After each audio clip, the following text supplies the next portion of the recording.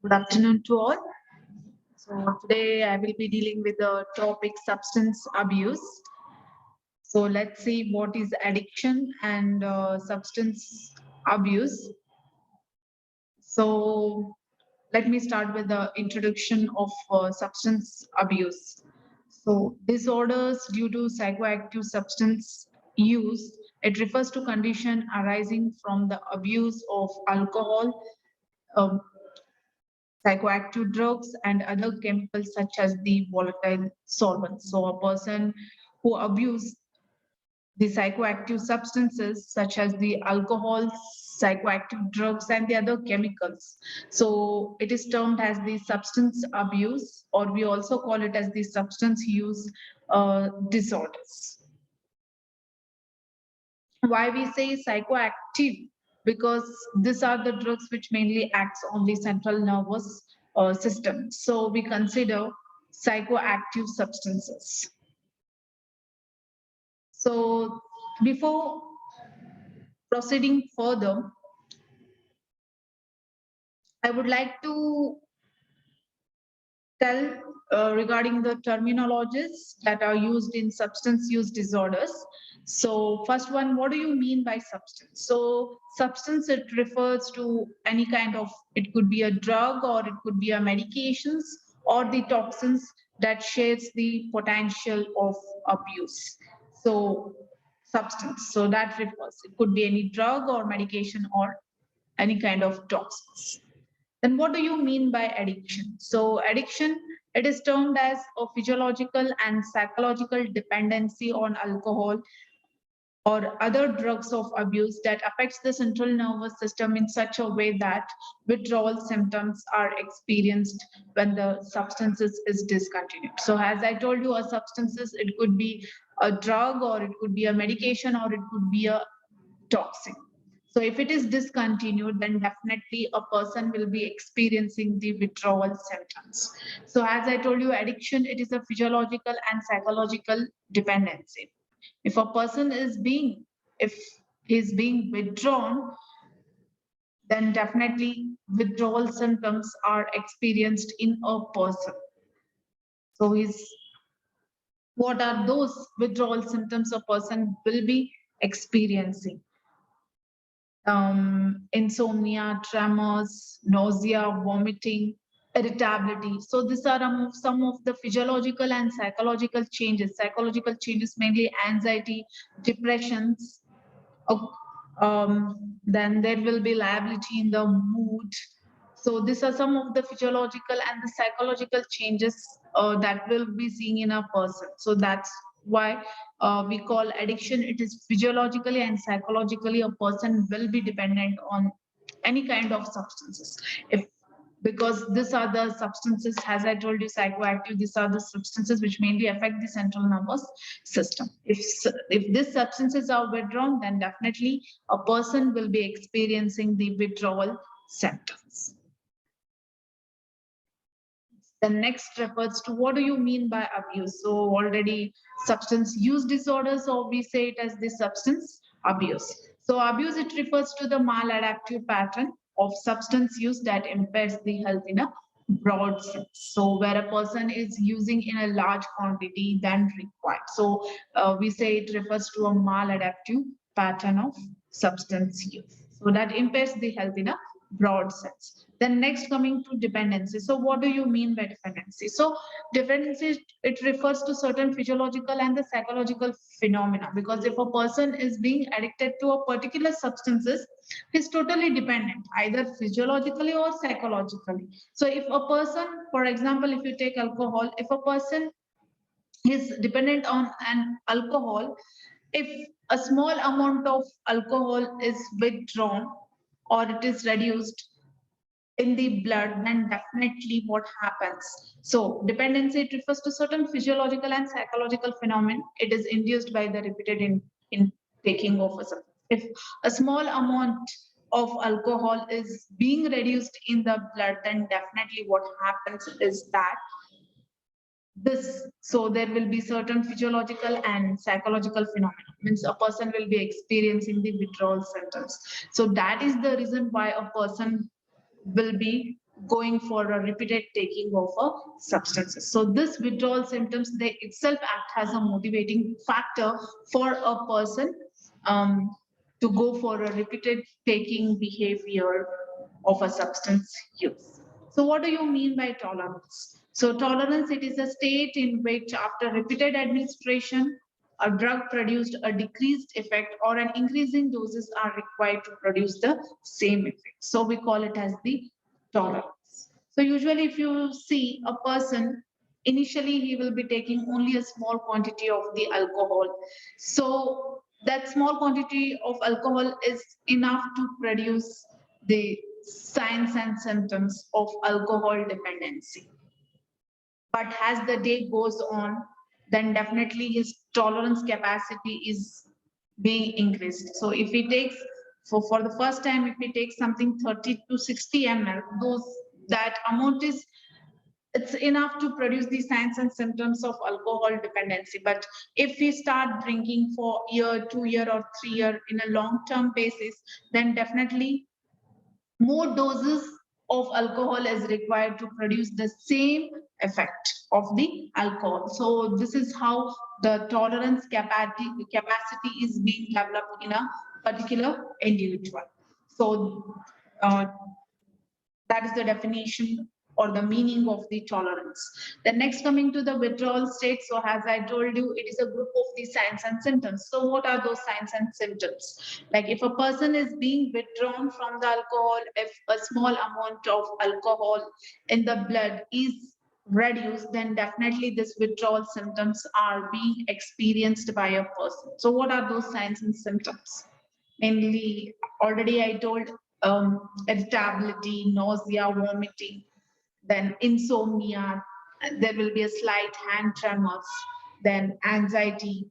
These are some of the signs and group of signs and symptoms a person will be experienced if is being withdrawn from the alcohol. So withdrawal state, it is a group of signs and symptoms reoccurring when a drug is reduced in amount or it is being withdrawn.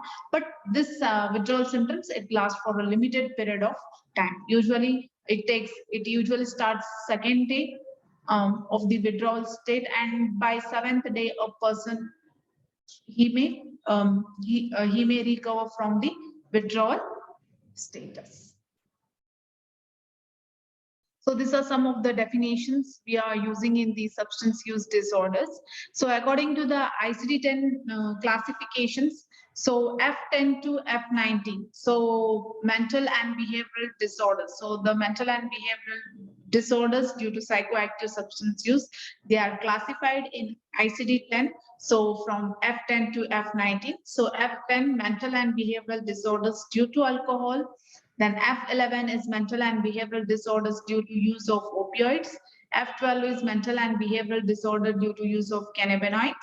Then F13 is mental and behavioral disorders due to use of sedatives and hypnotics.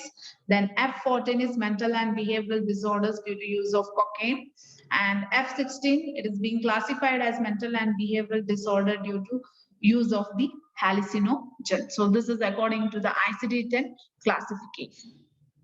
So which are the most commonly used psychotropic substances? So here is a list of commonly used psychotropic substances: alcohol, opioids, cannabis, cocaine, amphetamines, and the sympathomimetics. Then sedatives and hypnotics, mainly barbiturates.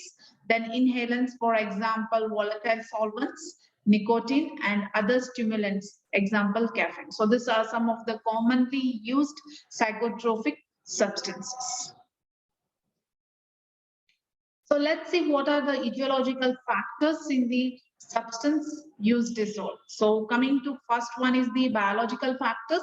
So the genetic factors, they play a very, very important role in substance use disorder. So if there is a strong family history, then definitely if a father is addicted to any kind of substance use, then definitely his next generation, so his offsprings may adopt this behavior. So if there is a strong family history of substance use disorder, then next coming to biochemical factors, they also play a very, very important role in substance use disorders.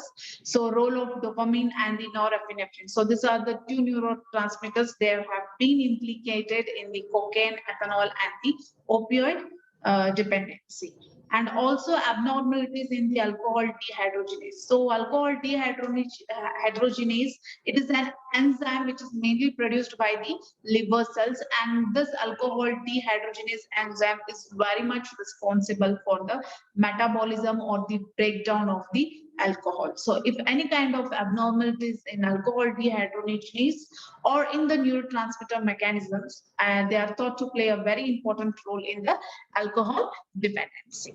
So next coming to the neurobiochemical theories. So drug addicts, they may have an inborn deficiency of the endomorphins. So endomorphins, these are nothing but these are the natural painkillers.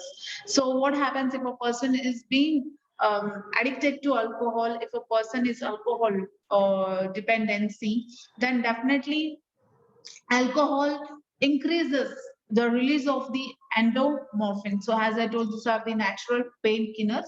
So usually when a person he drinks a lot of alcohol, this will lead to increase in the release of the endomorphins, and that when endomorphins are released in the blood, then definitely it creates a general well-being of an individual. So this is how a stage of euphoria. So a person experiences a sense of well-being. So this is the reason the alcohol, it reinforces the desire to drinking. So this is the reason. So when a person drinks a lot of alcohol, then definitely this will lead to increase in the release of the endomorphins. So when endomorphins are released in the blood, then definitely it creates a state of psychological well-being, and this is the motivation factor for a person,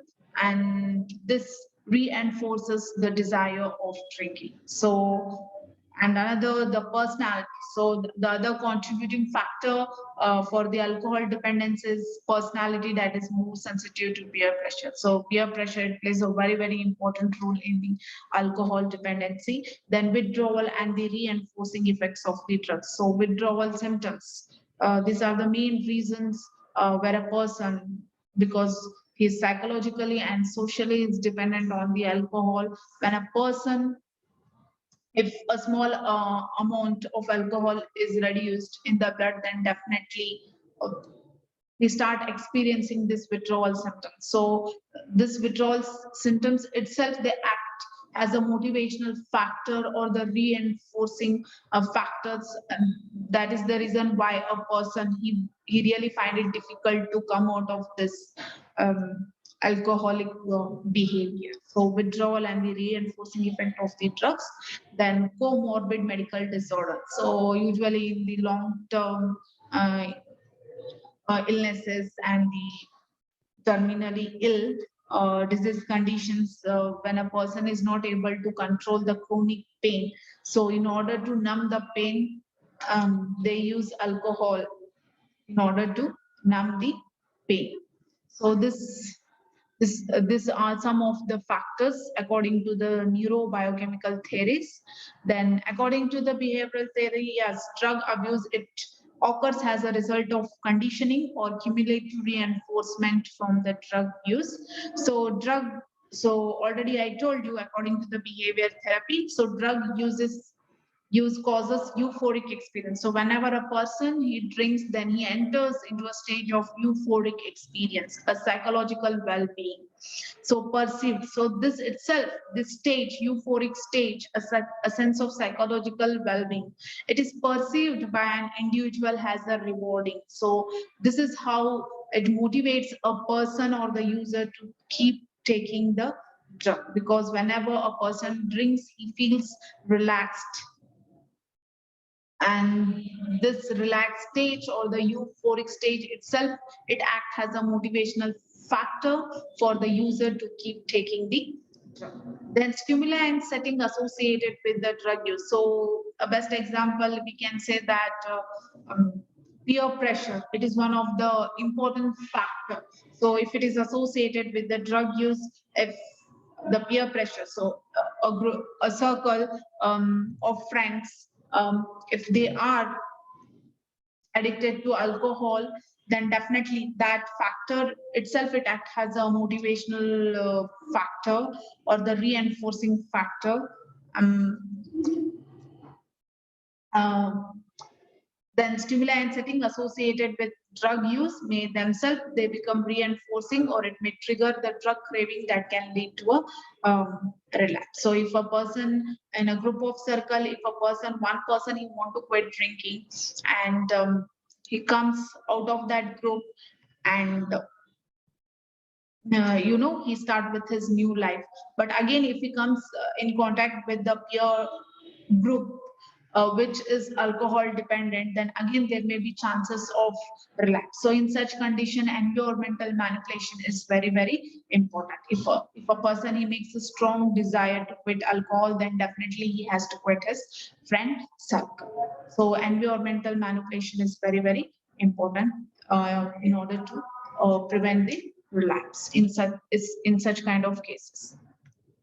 So there are some of the psychological factors like general rebelliousness, sense of inferiority, poor impulse control, low self-esteem, and inability to cope up with the pressure of living. So poor stress management skills. So a person who is not able to cope up with the pressures of daily living. So loneliness, unmet needs, desire to escape from the reality, then desire to experiment. So usually in the youths, they have a sense of adventure. So they will be having the curiosity to experiment with the alcohol, then pleasure seeking, then sexual immaturity. So these are some of the psychological factors which play a very, very important role in alcohol dependency.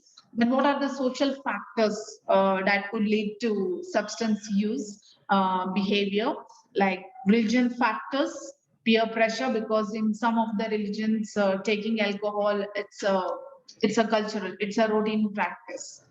Then urbanization, then extended period of education. So nowadays you can see in youths, due to pressure of education, um, drinking alcohol is a recreation um, facilities of for for them.